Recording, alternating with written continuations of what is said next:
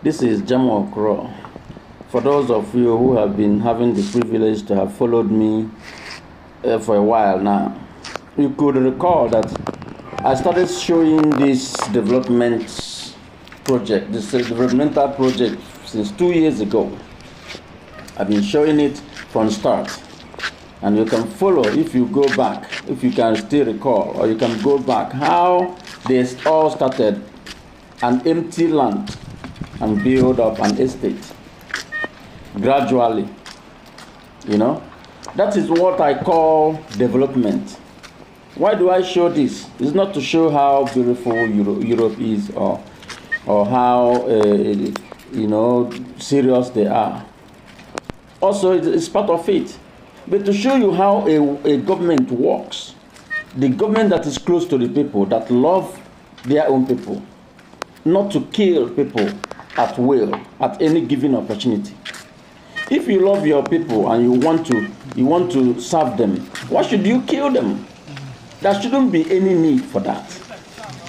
I know there are criminals around, but you know how to treat them. Not just people who are showing their anger, who are venting their anger, showing that, and you can see that nothing is working. There's no light, there's no pipe-borne water, there's no road, there's no security. And people come out to demonstrate. The only thing you do is to force people, because you are using force. Police is force, army force, air force, even civil defense. They are all forces.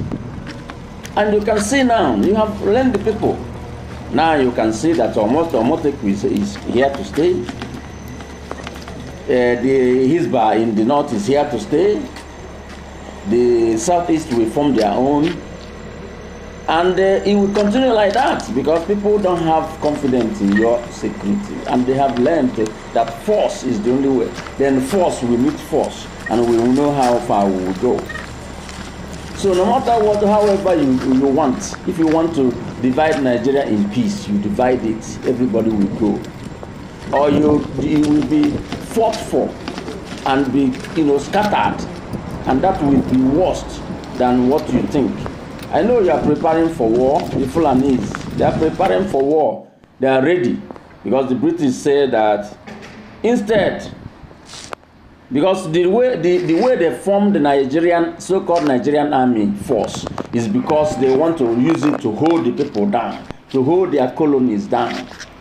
But many countries have it like that. All the colonial African countries have it like that, because it's not the way African soldiers are. That's not the way the European soldiers act. They are European soldiers in Europe. They are well educated. They have good welfare. They get pension. They're well paid. They go to school. They stay in the barracks. You don't see them in the street. But in African countries, they are in the street carrying guns around, flexing their muscles against the civilians. Any form of uprising, any form of protest, they send the army. The police in Europe is only recently you can start seeing some of them carrying guns. Normally they don't carry guns. They carry pistol, waste pistol, or like tear gas and stuff like that, pepper spray and stuff like that, or some electric shock or something like that. But it's not like the same. But let's say you don't even fight who you should fight. You fight innocent people. The Fulani men are going around killing people. You don't touch them. You don't even arrest them. You see, people are being killed. And you close the case like that. So how do you think people can respect you? You are creating anarchy, a situation of anarchy. And you think that anyway, whatever happens, you have the guns. No. Now those guns, you cannot use them on the people. You can use them once and the people will collect it from you and they use it against you. That's the way it is. I never see any government who when the people rise, they could be able to, hold the people down. Think about countries like Iran. Think about countries like in France during the revolution. Many countries, they have revolted. In Eastern Europe, a lot of Yugoslavia, Russia, and all these places. You cannot. So if you know what to do now and you're smart, you look at those countries and you make a remarkable change. Listen to the people and know what they want, and you do what they want, no matter, even if you don't want to do it, you have to do it, or else what is waiting for you, you cannot contend it. Guns and ammunition won't help you. So what you want is, or using, Sharia judge in the secular court, a normal court, wouldn't help you. Because you have been getting away with a lot of things, forming Sharia in a secular state against the constitution, forming security outfits, JTF, Hizbah, and many other security around yourself.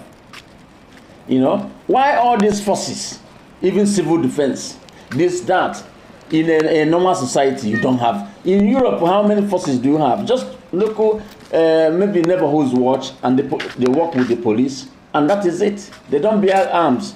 But in Europe, they train people, even students, primary or elementary school students. They notice them how to police their environment.